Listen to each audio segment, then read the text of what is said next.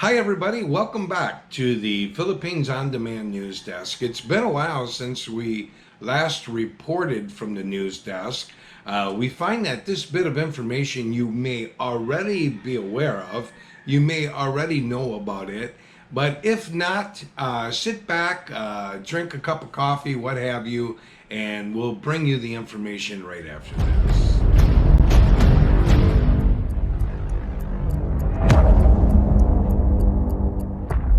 What is it that I'm talking about? I'm talking about the Philippines National ID card. What is the Philippines National ID card? It's a new official ID card that is actually going to be, the process is going to be started this month, September of 2019. And it was actually a law that was written into effect in August of 2018. Now, it's my understanding that the government of the Philippines are hoping to have 107 million Filipinos registered into the national ID system, the new One ID card. So that's actually the good news. It's actually being more effective. It's going to allow the government to save more money. It's going to make the government be more efficient and effective when distributing the IDs to the locals, to the nationals, as well as, yes, if you're a resident alien, a foreigner living here in the Philippines, you can also apply for the national ID card as well. Right now, your purse or your wallet may be bogged down because you might have anywhere from 2 to 6 ID cards in your purse or your wallet right now. Now, the nice thing about this national ID card is all of those other ID cards that you have, your GSIS or your PhilHealth or your SSS ID card, some of you might have a PhilPost identification card. All of that stuff is going to fall under the umbrella of this one national ID card. So you can do business, and I'm going to just kind of scroll along here to give you an idea. You can interact with this one national ID card with the BUR, as I said, GSIS, PhilHealth, Pagabig as well, SSS, and many more. Also, this ID card will enable you to efficiently check in and out of the hospital. It'll help you with enrollment into school. It's a biometric identification card. And before I go into the biometrics of it, you're probably wondering, who is eligible for the national ID card? Well, as I had alluded to earlier, all Filipino citizens, and I'm scrolling along here because it's more important that I be accurate rather than trying to impress you by retaining the information. So, in an effort to be accurate, we'll just follow along. And I'll also put the link in the video so you can read it for yourself as well if you're not aware. All Filipino citizens, of course, are eligible for the card. As I said, resident aliens, foreigners residing in the Philippines are eligible as well. What about OFWs? What about the overseas foreign workers from the Philippines that have gone abroad to make money to take care of their family? Well, yeah, of course. They can apply for the national ID card as well.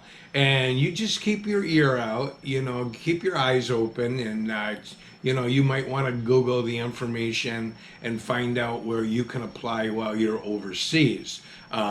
My best guess would be that any Philippines embassy overseas. What are the requirements? Well, the requirements are basically the same that you would need for the IDs that you get now. So just bring any and all IDs that you have, the original applicant of your birth certificate. What other things here? Let's see, a photo, applicant's photo. You might want to bring more than one photo.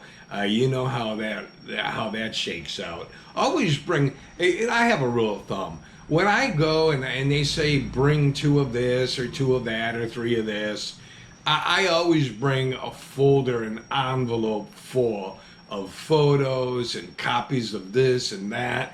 That way, if I arrive there and I'm thinking, oh, they need two photos, if they tell me that in advance, what I have found is some of the offices, the branches throughout the Philippines, the end game, the end result is the same, but how they get to that end result differs from branch to branch. One branch may say we need two IDs. The other one may say, well, we need only one. Or another branch may say, well, we need four. Well, again, just do yourself a favor in an effort to save your time and headache. Just go ahead, bring an envelope, and bring lots of copies of each thing that each requirement. Of course, a valid Philippines passport. You're going to want to bring that along. Let's talk about the demographic data that is actually on this Philippines national ID card. It's going to have your full name. Of course, it's going to have your gender. I hope you're not confused about your gender. Date of birth, place of birth. It's also going to have your blood type, which is really nice because if you get into an accident and God forbid you become unconscious and you can't communicate with the paramedics, it'll have it on your ID, your blood type. So that's really super cool. It'll have your address, your citizenship, may it be Filipino or resident alien. Now the following are optional. It's optional that you put your marital status. I don't know why you would not want to. Your mobile phone number, again, that's optional. And your email address is optional. For me, I have no problem loading up as much information about myself on my ID card because I look at it this way. At the end of the day, it could speed things up and help me out in the long run. And I'm thinking from a medical standpoint. Where can you apply? It's a good question. I'm glad you asked. Any regional or provincial office of the PSA, the Civil Registry Office, the LCRO of any city or municipality, the Government Services Insurance System, the GSIS branches, Social Security, SSS, any branch, the Philippine Health Insurance, any branch, Pagabig, or the Home Development Mutual Fund, HDMF, any of those branches, the Commission on Elections, any of those places, you can actually enroll and inquire.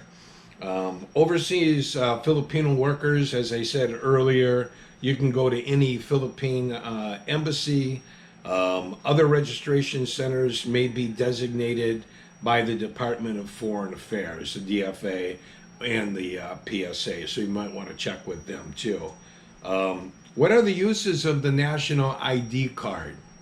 Well, social welfare and benefits granted by the government, promotes easy use during business, while conducting business, because as I said, it falls under the umbrella of all of those other IDs that you have in your pocket or your purse right now.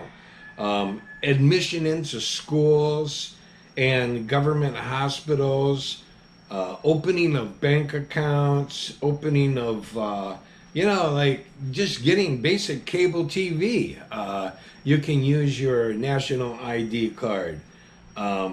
It also strengthens financial inclusion. It avoids fraudulent transactions and misrepresentations. It's just an easy to use ID card. And I think that, as I said, it will make the government more efficient. How many times do you apply for an ID card? You know, you got to go to GSIS or you got to go to SSS, and you're sitting there all day long just to get your ID card, right? Well, you don't have to do that anymore. Well, you continue to do that now until this has been fully implemented, fully in place. But you're going to find that in the future, you only have to go and keep one ID card. My understanding at this time, now it could change. You know how things do change. At this time, the availing of the national ID card is free of charge. So that's nice. So you might want to jump into one of those offices that I mentioned earlier, if you haven't done so already, and start checking into this national ID card. I'm actually not a Filipino, but I am a resident alien that resides here in the Philippines, and I'm actually excited about it as well, because now I'm getting another additional ID card that carries a lot of power with it. Okay, and when I say a lot of power, meaning it covers, you know, all of those other governmental branches that I had mentioned previously. So at this point, my understanding to avail the card is free of charge. But again, like anything else, that's subject to change. So it's something that you're not going to want to check into. It's something that you have to check into. And I want to re-emphasize that. This isn't optional. This isn't optional. You can't say, well, I already got my GSIS, or I already got my PhilHealth, or I already got my SSS ID card. No, no, no, no. That's great. You have those. Wonderful. But this is mandatory. This is the new system in which the Philippines government is actually transferring into. So you need to register. You need to get registered. And as I said, I believe I said previously, the government's goal is to have this near completed by 2022. The year 2022, they're hoping to have 107 million Filipinos registered into the system. Okay? If you know more about this, please don't be shy. Drop your comments down in the comment section. Comment on it. If you've been through the process or if you started the process, please let the rest of us know.